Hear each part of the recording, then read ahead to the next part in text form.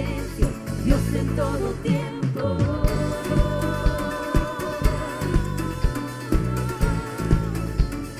Dios en todo tiempo.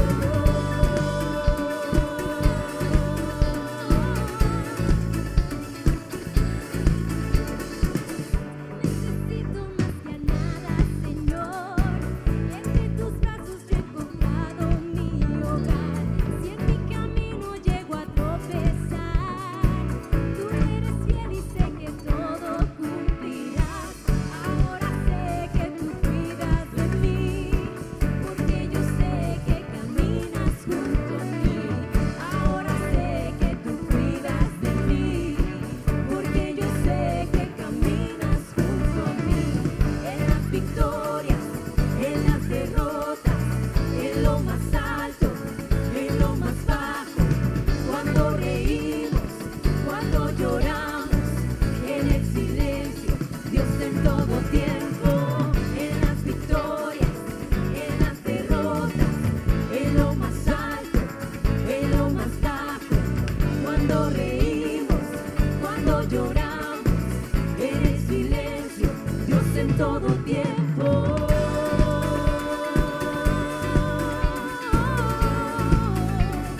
Dios en todo tiempo.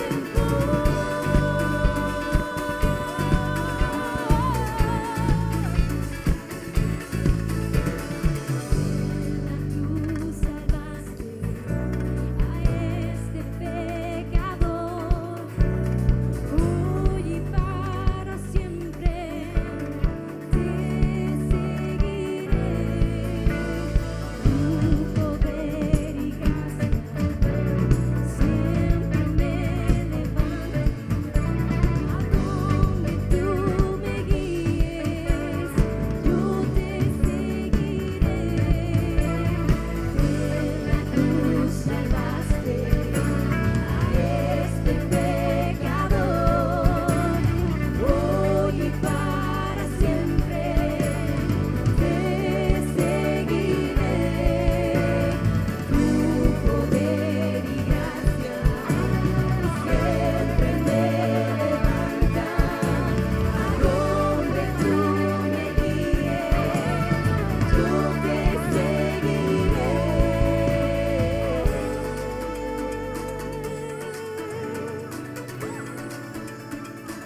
Yo te seguiré.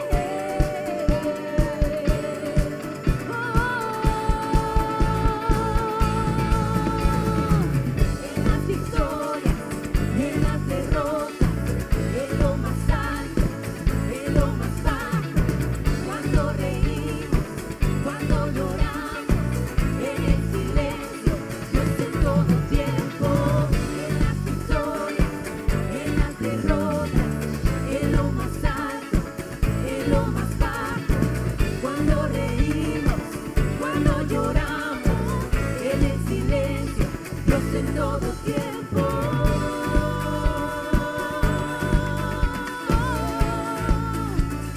Dios en todo tiempo.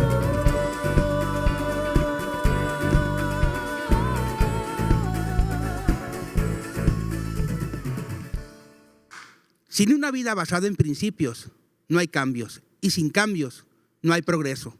De esto precisamente nos habla la carta de Santiago. Directamente la carta habla sobre principios prácticos y es el libro más sencillo y más útil para la vida diaria del Nuevo Testamento. Estos principios son eternos y se aplica a todo en la vida diaria, desde hoy en la actualidad, así como desde el siglo I. Y esto es básicamente maravilloso porque tenemos al alcance en la carta de Santiago el bien hacer y el bien decir. Como personas tenemos incontables experiencias día a día y algunas aprendemos y algunas otras no tanto. ¿Por qué? Porque no tenemos esa pausa, ese tiempo para sentarnos a reflexionar y preguntarnos a nosotros mismos, ¿qué aprendí hoy? ¿Cómo puedo mejorar lo que aprendí? ¿Y a quién le puedo enseñar lo que aprendí? Y esto es lo que vamos a ver el día de hoy en la carta de Santiago, que dejó entre 62 y 64 años después de la muerte de nuestro Señor Jesucristo. Vamos a aprovechar y vamos a trabajar en este tiempo sobre el provecho de la carta, el escenario de la carta, el temario y el propósito de la misma, adicional la contribución exclusiva de esta carta y el carácter de Cristo reflejado en Santiago, que al final seguramente este carácter aumentará en mí y en ti. Es un placer estar con ustedes el día de hoy e iniciamos este maravilloso estudio. La carta de Santiago fue escrita aproximadamente en el año específicamente 40 años después, entre 40 y 50 años después de la muerte de Cristo en Jerusalén. Su autor es principalmente Santiago, uno de los hermanos del Señor. Y no confundirlo con Santiago, el hijo de Zebedeo, hermano de Juan, puesto que este Santiago fue martirizado en el año 44 después de Cristo. Y esto lo encontramos en la lectura de Hechos 2:12. Santiago, que el mismo nombre quiere decir Jacobo, en la traducción del hebreo, Santiago contribuye de una manera práctica, de una manera sencilla a los principios establecidos en la palabra del Señor. Considera lo que es el Sermón del Monte y considera también lo que es el Concilio de Jerusalén. El principio clave de Santiago en su carta es la auténtica fe, es por obras y no solamente por palabras. Y esto es concretamente maravilloso porque cuántas veces en nuestras vidas decimos o creemos parte de lo que está haciendo el Señor en nuestra vida y al momento de llevarlo a la práctica nos detenemos y no llegamos a cumplir con esta responsabilidad la cual el Señor ha depositado en cada uno de nosotros. Menciona Santiago que la fe no solamente es verbal, sino que también esta debe de ser visible y se debe de manifestar unos cambios genuinos en la conducta y en la personalidad de cada uno de nosotros. En la epístola de Santiago, el mayor provecho que encontramos es que es poderoso y un práctico manual sobre la aplicación de nuestra fe en Cristo Jesús. Esto prácticamente lo encontramos al inicio de la carta en capítulo 1, versículos 2 al 4. Esta carta se relaciona directamente con energía, convicción y claridad de la conducta de la persona que es semejante en Cristo. Y esto es maravilloso, porque la misma palabra dice que Cristo habita en nosotros. De esta epístola o carta de Santiago, encontramos que las evidencias bíblicas básicamente nos enfocan y apuntan hacia uno de los hermanos del Señor. Esto lo ratifica la misma palabra en Mateo 13, Marcos 6:13, Gálatas 1:19, como autor específico de la epístola o de la carta. Santiago fue uno de los líderes en Jerusalén y esto lo encontramos en Hechos 12:17, Hechos 15:21 y 21:18, como en capítulo 2, del 9 al 12. El lenguaje que está escrita o está redactada en la carta bajo la dirección de Hechos 15:23 al 29 comparte unos paralelos lingüísticos y logísticos con esta epístola. Además de que esta epístola tiene una fuerte orientación hacia los creyentes convertidos en aquel entonces, en donde básicamente los judíos que fueron creyentes al oír las palabras de Santiago, previo Bernabé y Pablo, luchaban con diferentes pruebas en aquellos momentos. Y si bien es cierto, la epístola de Santiago inicia de la siguiente manera: a las 12 tribus que están en la dispersión. Aquí Santiago hace referencia precisamente a estos judíos que estaban regados en el área que estaban dispersados en el área de Palestina y que tropezaban con muchas pruebas y necesitaban aliento para preservar en la fe. Y hoy en día, esto seguramente estás tú, tanto tú como yo, querido hermano, querida hermana, estamos pasando por diferentes pruebas que seguramente son muy similares a las que pasaban nuestros antiguos hermanos creyentes en la época de que fue escrita la carta de Santiago. Y veamos algo fascinante de cómo inicia la carta de Santiago. Santiago 1, siervo de Dios y del Señor Jesucristo, a las 12 tribus que están en la dispersión. Saludos. Hermanos míos, tener por sumo gozo cuando se hallen en diversas pruebas, sabiendo que la prueba de vuestra fe produce paciencia, mas tenga la paciencia su obra completa para que seas perfecto, cabal, sin que te falte alguna cosa. Seguramente en tu vida diaria redactas un correo electrónico, redactas una carta escrita a mano, y seguramente más haces un mensaje por vía WhatsApp, ¿no? Y tu primer saludo será: hola, ¿cómo estás? Santiago omite ese saludo y va directamente y dice: hermanos, tened por sumo gozo cuando te halles en diversas pruebas. Y esto es realmente fascinante e interesante, porque yo me preguntaba, ¿sumo gozo? ¿Sumo gozo? ¿Cómo es posible que iniciar una carta así con sumo gozo? Y quiero compartirte esto. Después de leer las primeras líneas introductorias de la carta de Santiago, pues es posible que los destinatarios originales, ¿no?, se sientan sorprendidos, como me sentí sorprendido yo al reflexionar sobre si te encuentras en pruebas, gózate. Santiago exhorta a considerar a las pruebas como sumo gozo. A primera vista, sus palabras parecen insensibles, porque si alguien estuviera diciéndole a un amigo, imagínate tú, estás dialogando con tu mejor amigo, con tu mejor amiga, y le compartes las maravillas de Dios que está haciendo en tu vida, y está pasando por unas pruebas, y le dices tú: gózate en tu prueba. Seguramente tu amiga o tu amigo dirá: ¿cómo es posible que me digas que me goce en esta prueba si estoy pasando por enfermedad, por falta de trabajo o por una situación o crisis financiera? Y seguramente en aquel tiempo estos creyentes pensarían lo mismo. ¿Cómo es posible que yo estoy pasando por estas pruebas y me vengas a decir que me goce con esto?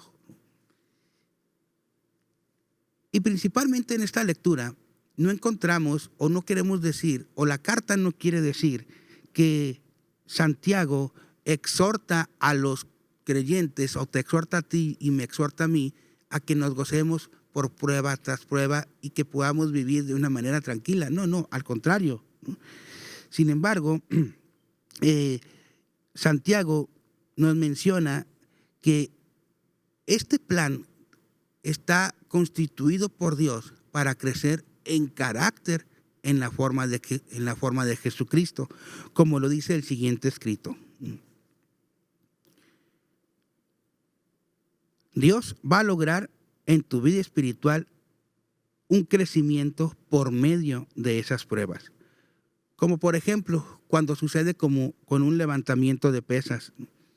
El levantamiento de pesas, aquellos que han practicado el fisiculturismo o que asisten de manera regular a un gimnasio, seguramente crean su rutina en base a pesas y principalmente crean dolor. Pero al seguir levantando esas mismas pesas, se obtiene fortaleza. Y es precisamente estas pruebas, ¿no?, las que nos pone la vida cotidiana o la vida diaria, producen en ti y en mí, al gozarse y pensar en fe que Dios está obrando para algo mayor, produce en nosotros perseverancia y resistencia espiritual. Y la consecuencia de la perseverancia es la madurez espiritual, obteniendo una relación más fuerte aún con Dios. Esto es el escenario de la carta principalmente que habla Santiago en su inicio y sacándole provecho en cuanto a vivir a los principios fundamentados en su carta, en su epístola. El tema principal y el propósito que tiene Santiago en su carta es el siguiente. Santiago exhorta a tener un carácter basado en una fe genuina, tal como se expresa en situaciones y relaciones diversas a lo largo de su epístola.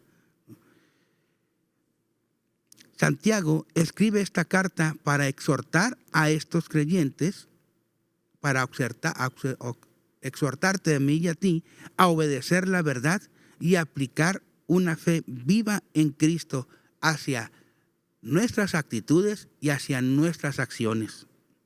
Una contribución exclusiva que encontramos en la carta es que está llena de imágenes enérgicas y tajantes órdenes. Fíjate, te voy a compartir algo interesante. En sus 108 versículos de la carta de Santiago se encuentran 54 versículos que son imperativos. En otras palabras, estamos hablando que cerca del 50% de la carta de Santiago son versículos que sí o sí debemos de llevarlo a nuestra vida cotidiana para vencer esas pruebas y sobre todo para vivir en pleno gozo, como lo inicia Santiago en el capítulo 1, versículo del 2 al 4. Y esto es fascinante porque la palabra, como dice la Escritura, permanece a través del tiempo. Cristo en Santiago. Santiago se llama a sí mismo el siervo de Dios y del Señor Jesucristo, en el capítulo 1, versículo 1. Y habla a sus oyentes como hermanos que tienen fe en nuestro glorioso Señor Jesucristo.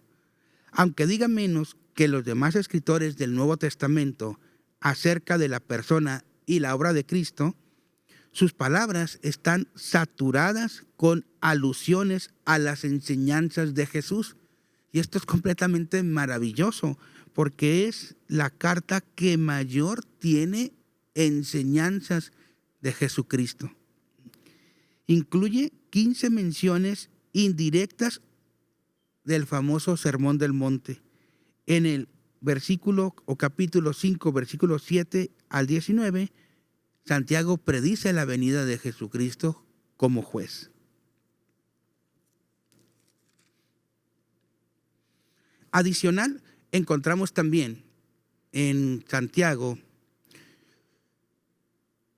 lo que es el músculo más pequeño de nuestro cuerpo, pero que produce ya sea vida o muerte. Y sí, estamos hablando de la lengua. Santiago menciona lo siguiente: la lengua es la cosa más difícil de controlar. Nuestras palabras nos pueden llevar a la bendición o a la maldición.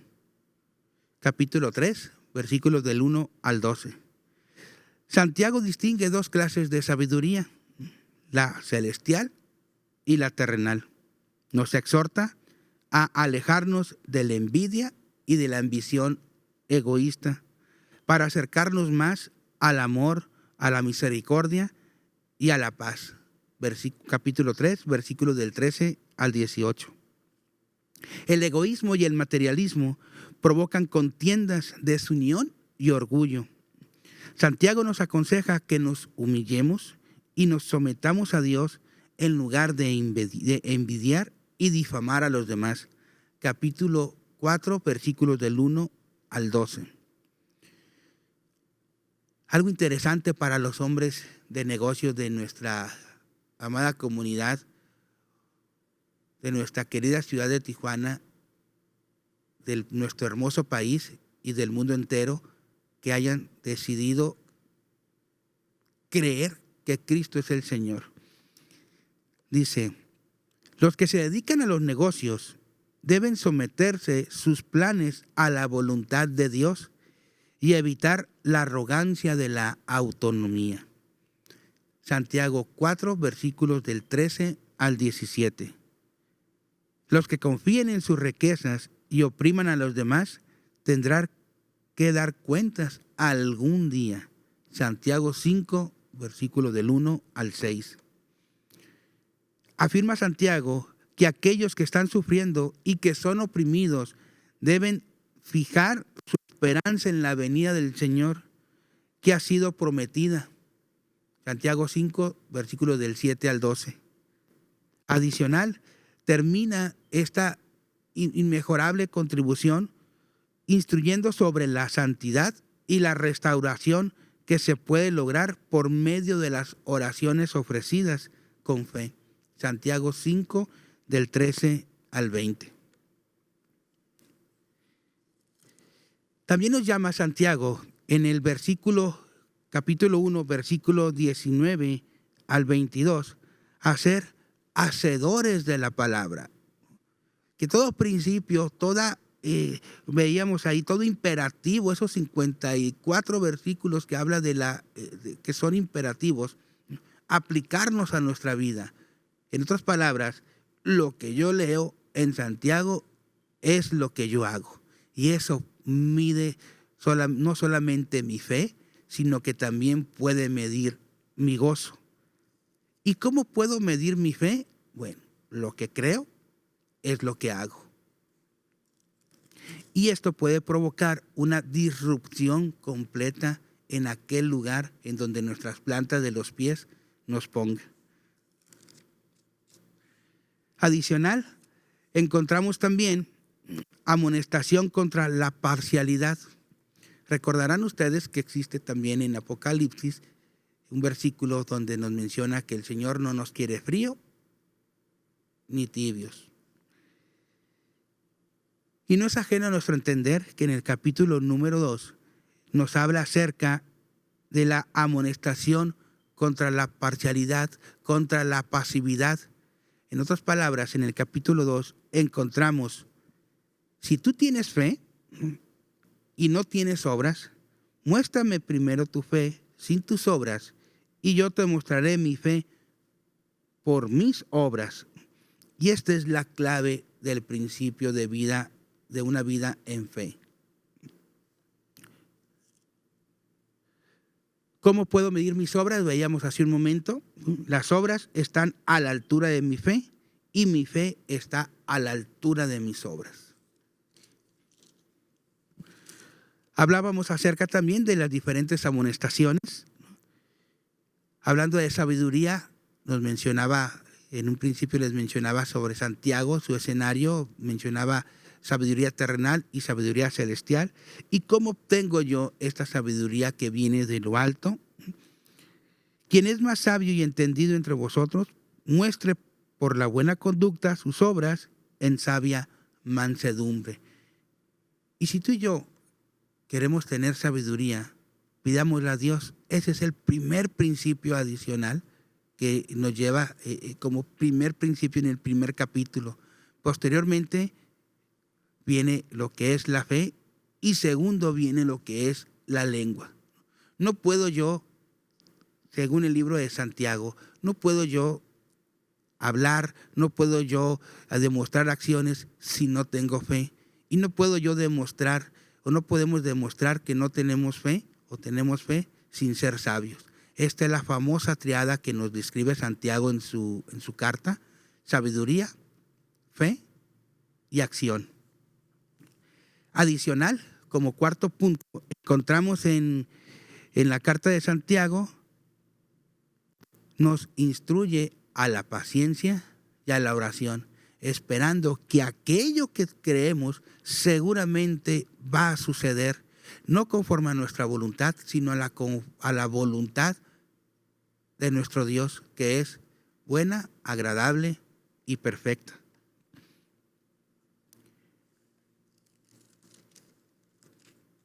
No te gloríes por el día de mañana, dice el Señor a través de Santiago.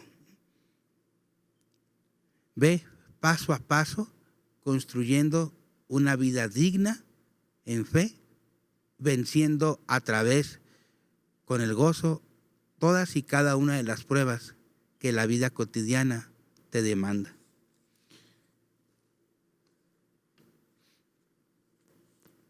Quiero compartirte 3 preguntas, que son 3 preguntas a las cuales nacen desde lo más profundo de mi corazón, en donde te puedo apoyar o podemos apoyarnos, ¿no?, los unos a los otros de la siguiente manera.